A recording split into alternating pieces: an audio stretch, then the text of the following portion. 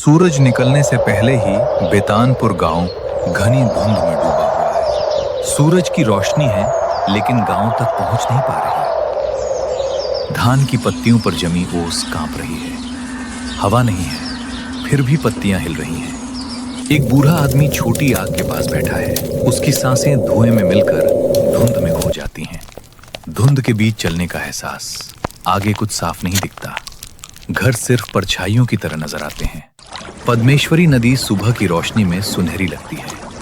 पानी शांत और पवित्र दिखता है, लेकिन गहराई में अंधेरा छुपा है। धुंध हटती है और विशाल अधूरा पुल दिखाई देता है। कंक्रीट के खंभे नदी को चीरते हुए खड़े हैं।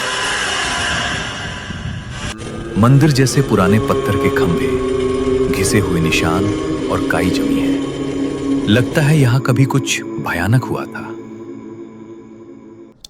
बांस की डिजाइन वाली रेलिंग लोक कला की झलक है, लेकिन अजीब बेचैनी पैदा करती है। आम के बाग में मधुमक्खियों की गूंज। बच्चे क्रिकेट खेल रहे हैं। हंसी, शोर और दौड़, मासूम खुशी। बरगद के पेड़ के नीचे बैठे बूढ़े लोग। गांव वालों के चेहरे पर मुस्कान है, लेकिन मुस्कान ज्यादा देर टिकती है। आंखों में खुशी नहीं। एक माँ दूर से अपने बच्चे को देख रही है, आंखों में प्यार और अंदर छुपा डर। सूर्यास्त में पुल काली परछाई बनकर खड़ा है। आसमान लाल है। दृश्य अशुभ लगता है। रात उतर आती है। गांव की रोशनी कम हो जाती है। अंधेरा सब कुछ निगल लेता है। धुंध फिर लौट आती है, पहले से भी ज्यादा घनी। एक केरोसिन का दिया जल रहा है। चारों ओर सिर्फ अंधेरा। चांदनी में नदी बह रही है, शांत लेकिन डरावनी खामोशी। सुनसान स्कूल रोड की खामोशी डराती है। ये सिर्फ शुरुआत है।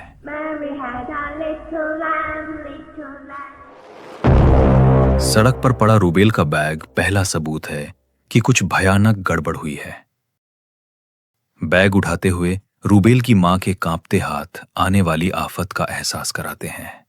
मां की आंखों में झलका डर कहता है, बच्चा सिर्फ लेट नहीं हुआ, वो गायब हो गया है। रात में ग्रामीण मशाल जलाकर तलाश करते हैं, पर रोशनी सिर्फ विकृत परछाइयां ही दिखाती है। तलाश करते ग्रामीणों के पसीने से तर भयभीत चेहरे बताते हैं कि वे एक अदृश्य दुश्मन से लड़ रहे हैं। एक बच्चे की रोती आंखों में सिर्फ गम नहीं, ये डर भी है कि अब मेरी बारी है। बच्चों के खेल के आंगन की सन्नाटा भरी खाली पी साबित करती है कि गांव से जान निकल गई है। जमीन पर पड़ी टूटी खिलौना पुष्टि करती है, बच्चे खोए नहीं, उन्हें ले लिया गया है। गांव के बच्चे गायब होने लगे हैं। अब रात होते ही सारे घरों के दरवाजे बंद हो जाते हैं। डर इतना गहरा है कि कोई भी रात में बाहर निकलने की हिम्मत नहीं करता। माएं दरवाजों पर खड़ी रहती हैं, चेहरे सख्त, आंखों में बेचैनी, शरीर डर से कांपता हुआ। मां का प्यार अब चिंता और डर में बदल चुका है। शिक्षक बच्चों के कंधे पकड़कर उन्हें सख्त कतारों में ले जाते हैं। गांव के लोग अब झुंडों में चलते हैं। अकेले चलने की हिम्मत किसी में नहीं बची। पुल के ऊपर घने काले बादल जम गए हैं। हवा में अजीब सी बेचैनी है, कुछ बुरा आने वाला है।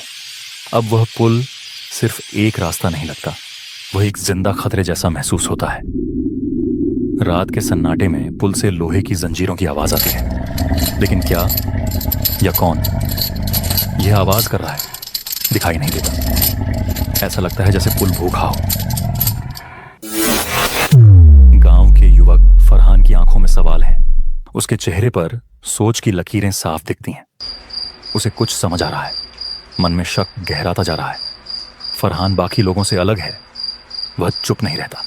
वह तय कर चुका है, इन बच्चों के गायब होने का रहस्य वह किसी भी हाल में सुलझाएगा। और फिर सच जानने के लिए फरहान रात के अंधेरे में निकल पड़ता है, अकेला। हाथ में बस एक टॉर्च और सामने एक ऐसा रास्ता जहां से शायद कोई वापस नहीं लौटा। और की धुंध को चीरते हुए अचानक फरहान की नजर एक वैन पर पड़ी। वैन के इंजन की आवाज ने आसपास की पूरी निस्तब्धता तोड़ दी।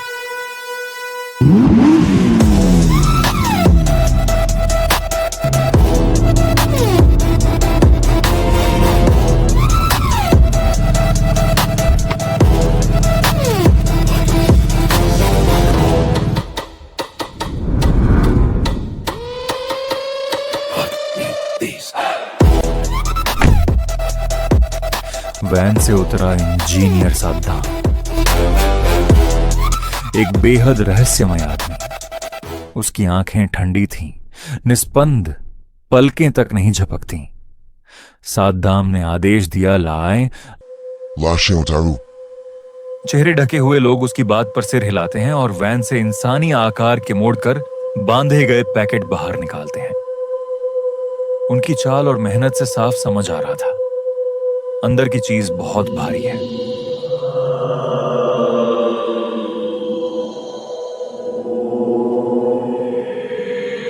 झाड़ियों की ओट से फरहान सब कुछ देख रहा था। उसके माथे से पसीना बह रहा था। वह डरा हुआ था लेकिन पूरी तरह खामोश।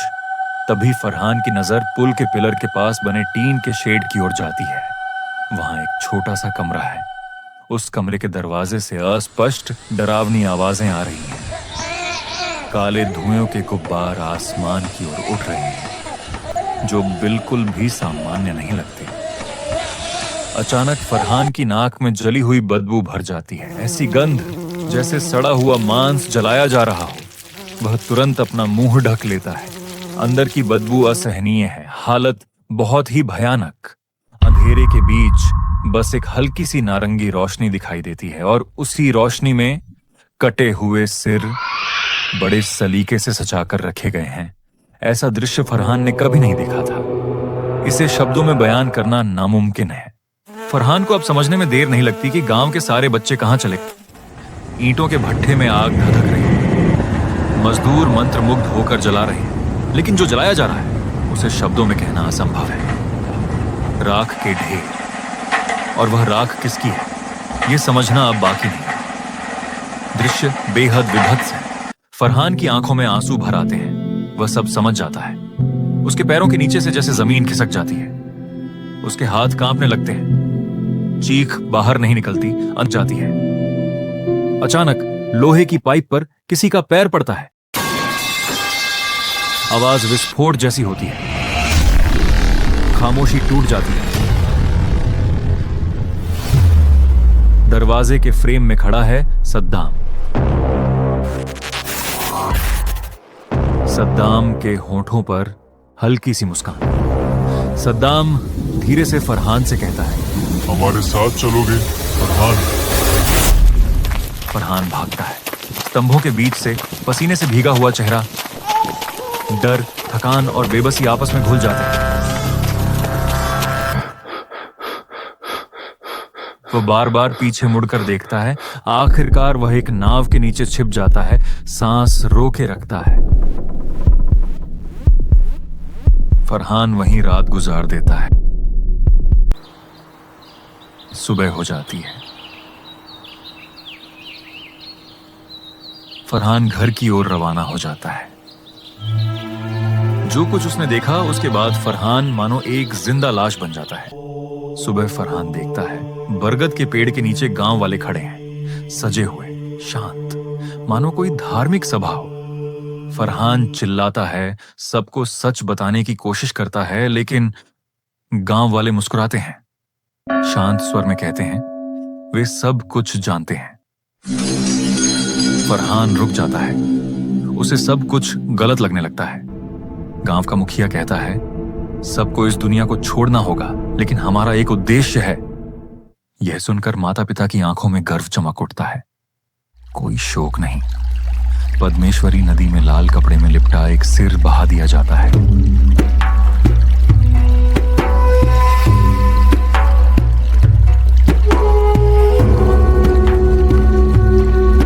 नदी का पानी काला हो चुका है। सिर धीरे धीरे बहते चले जाते हैं। सब लोग एक साथ नदी के सामने झुक जाते हैं। पीछे पुल खड़ा रहता है, एक मौन साक्षी। अशुभ यहां समाप्त नहीं होता।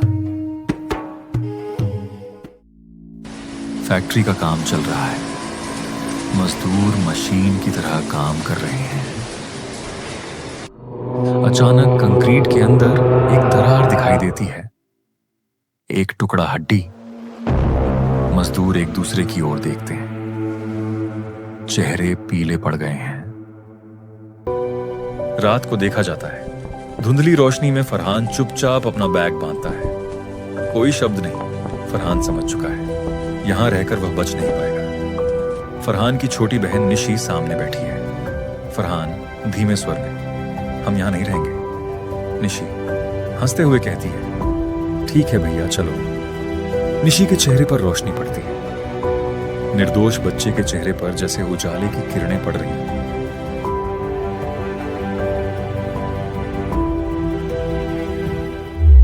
चांद की रोशनी में पुल हल्का हल्का चमक रहा है। लगता है ये जाग रहा है। अदृश्य स्वर बहता है, हम यहीं।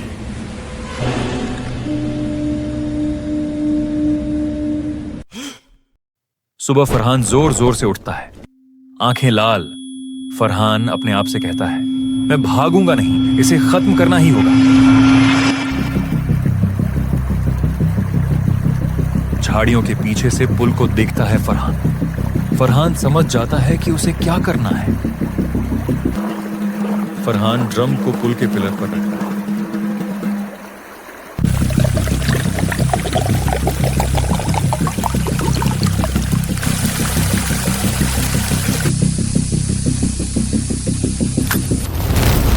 तेल डालते ही जैसे ही थोड़ी सी आग लगी, सब जगह धधकने लगी।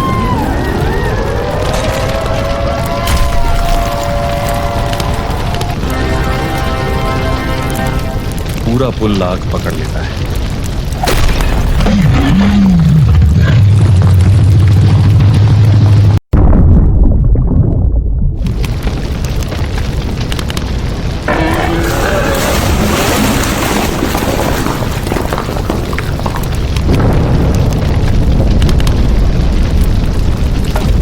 पुल में आग लगते ही गांव के लोग होश में आ जाते हैं। सब पुल की ओर देखते हैं। बच्चों की आत्माएं शांति पाती हैं। नदी के पानी में कुछ आंखें दिखाई देती हैं। यह शैतानी आंखें हैं या अच्छी, यह केवल रहस्य है।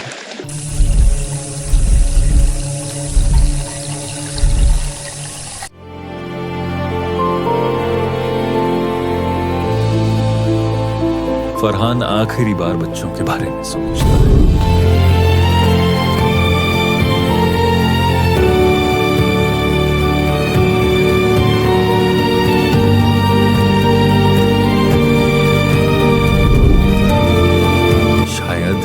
आखिरी है और वह सोचता है कि अपनी बहन को लेकर बहुत दूर चला जाएगा।